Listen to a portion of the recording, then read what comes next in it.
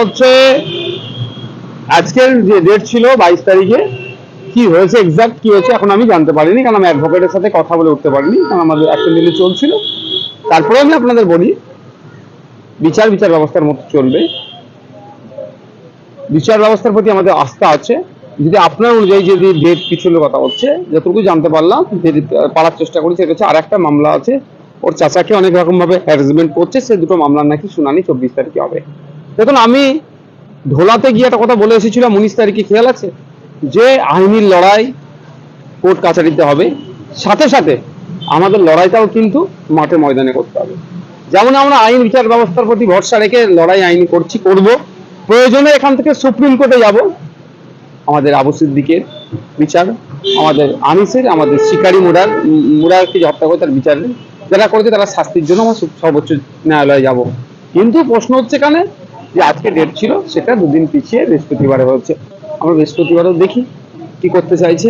না হলে আমি একটা কথা বলতে পারি, আমরা বিচার ব্যবস্থার প্রতি আস্থা রাখি, কিন্তু বিচার ব্যবস্থা যদি কারো দ্বারা কলুষিত হয়, তাদেরকে কিন্তু তাদের বিরুদ্ধে বলতে শুরু করতে হবে।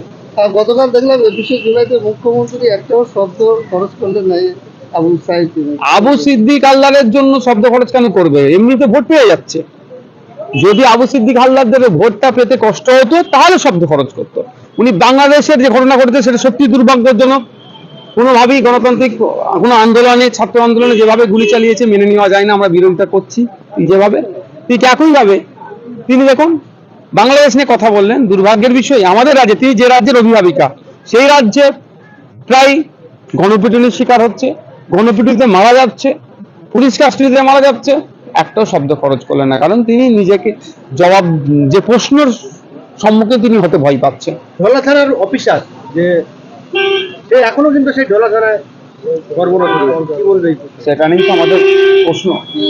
যার নামে অভিযোগ আছে তাকে ক্লোজ করা দরকার, এবং সাথে সাথে বলেছি, বিশেষ করে সাব ইন্সপেক্টর যিনি রাজদীপ নামে আছেন, তাকে অ্যারেস্ট করা দরকার। এখনো পর্যন্ত তার নামে যে গুরুতর অভিযোগ আছে, তাকে অ্যারেস্ট করছে না কেন?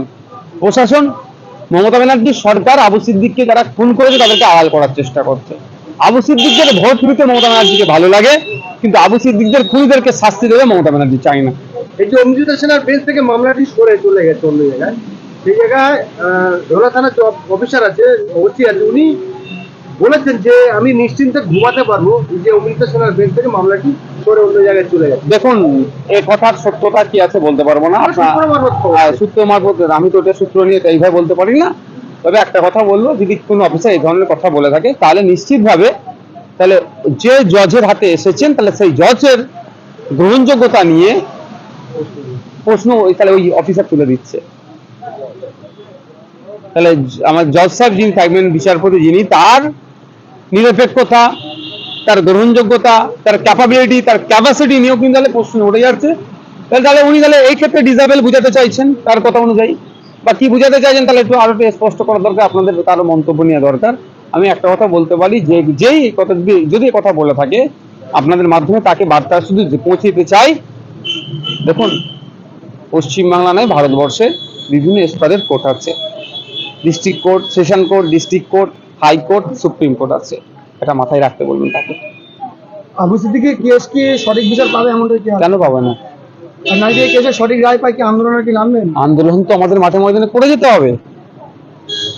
বিচার দেওয়ার দায়িত্ব বিচারকদের, তারা দ্রুত যাতে বিচারের ব্যবস্থা করে তার দিকে আমরা যেমন লক্ষ্য রাখবো। তার জন্য যথাযথভাবে যে প্রসেস মেনটেন করা দরকার সেটা মেনটেন করবো, এবং সাথে সাথে আগামী দিনে এখানে করার না সাহস পাই, সেই জন্য যা পদক্ষেপ নেওয়া দরকার সেটা মনে নেবো। আমরা শুনলাম সূত্র মারফত যে আবু সিদ্দিকের বাড়ি যে দুজন নাবালক প্রকৃত যারা চুরি করেছিল, তারা শাসক দল অর্থাৎ তৃণমূলের যারা কর্মী, তাদের ছেলেরা করেছে, এবং এই পুলিশ প্রশাসনটা তারাই ডেকে এনেছে এই যে টাকাগুলো আত্মসাৎ করার জন্য, টাকা এবং গহনা। অ্যাকচুয়াল এর পিছনে বড় যেটা রহস্য, যেটাকে জানতে পেরেছি আমি, সেটা যে পরিমাণে টাকা লুট হয়েছে, গহনা টাকাটা ভাগ বাটোয়ারা করে নেবে। কারো একটা নামে দোষ চাপাতে হবে, সেটা আবু সিদ্দিককে বলির বাঁকড়া করতে চেয়েছিল। মারধর করিয়ে ওকে কবুল করিয়ে নিতে পারলে তাহলে এগুলো তারা আত্মসাৎ করতে পারতো। সেই জন্যই আজকে তার উপরে অমানসিক টর্চার হয়েছে। আর সাথে সাথে অবশ্যই তৃণমূল কংগ্রেসের যারা লোকাল স্তরে যারা নেতৃত্বরা কয়েকজন আছে, যেহেতু আবু সিদ্দিক আইএসএফের একজন সক্রিয় কর্মী, সেই সুযোগটা কাজে লাগিয়ে একটা রিলে দুটো প্রার্থী তারা মারলো। মুখ্যমন্ত্রী বলেছেন যে 10 লক্ষ চাকরি আমাদের হাতে আছে, তাই সে চাকরি ওসব কথা বলবেন না। 2021 সালের আগে বলেছিল ডবল ডবল চাকরি দেওয়ার কথা, এখন চপ বিক্রি নিদান দিচ্ছে। বড় বড় কথা বলছে, বাংলাদেশের ছাত্রদের কথা ভাবছে, পশ্চিমবাংলার ছাত্রদের কথা ভাবুক না, ছাত্র যুবদের কথা ভাবুক না। পশ্চিমবাংলার ছাত্র যুবর আছে 1000 দিনের উপরে 1100 দিন রাস্তায় বসে আছে, তারা চাকরি চুরি গিয়েছে। মুখ্যমন্ত্রী নিজের দপ্তর গ্রুপ ডি, তার তিনি যেটা সামলান, সেখানে চাকরি চুরি হয়েছে, এই অভিযোগে কলকাতায় রাজপথে আন্দোলন হচ্ছে। সেটা তিনি ঠিক করতে পারছেন না। 10 লক্ষ হচ্ছে, এটা তো একটা ভোকাল টনিক দিচ্ছে, আর কিছুই না। আবু সিদ্দিকের বাড়ি পুলিশ কার্যত চুরি তদন্ত করতে আসেনি, কার্যত লুট করতে এসেছে। এসে দ্বিতীয়বার এসে মোটরসাইকেল অনেক কিছু নিয়ে গেছে। সেগুলো সেগুলো ফেরত দেওয়ার জন্য আমরা এক সপ্তাহ অপেক্ষা করছি, নাহলে আমরা কি করি আপনারা দেখুন। সেগুলো নিয়েছে যে অফিসাররা, তারা কি স্বীকার করছেন যে হ্যাঁ আমরা নিয়েছি, মোটরসাইকেলটা অলরেডি তারা সেটা অবশ্যই আমাদের যারা নেতৃত্ব আছে কথা হয়েছে, তিনারা সে করবেন। উপরে যদি এরকম মানুষের অভিযোগ থাকে, তারপরে সেগুলো যদি সঠিক পদে তদন্ত না হয়, এই পুলিশ প্রশাসনের উপরে মানুষের আস্থা থাকবে? এটা পুলিশ প্রশাসনের প্রশ্ন নয়।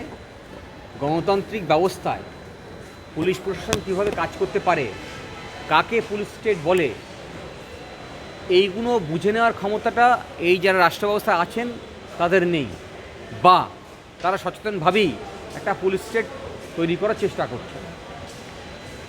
ফলে তার পরিণতিতেই আনিস খানের মৃত্যু, তার পরিণতিতেই আবু সিদ্দিকের মৃত্যু, এবং আজকে আমাদের হাইকোর্টে একটা রেজলিউশন হয়েছে যে একজন আইনজীবীর গায়ে হাত দিয়েছেন পুলিশ।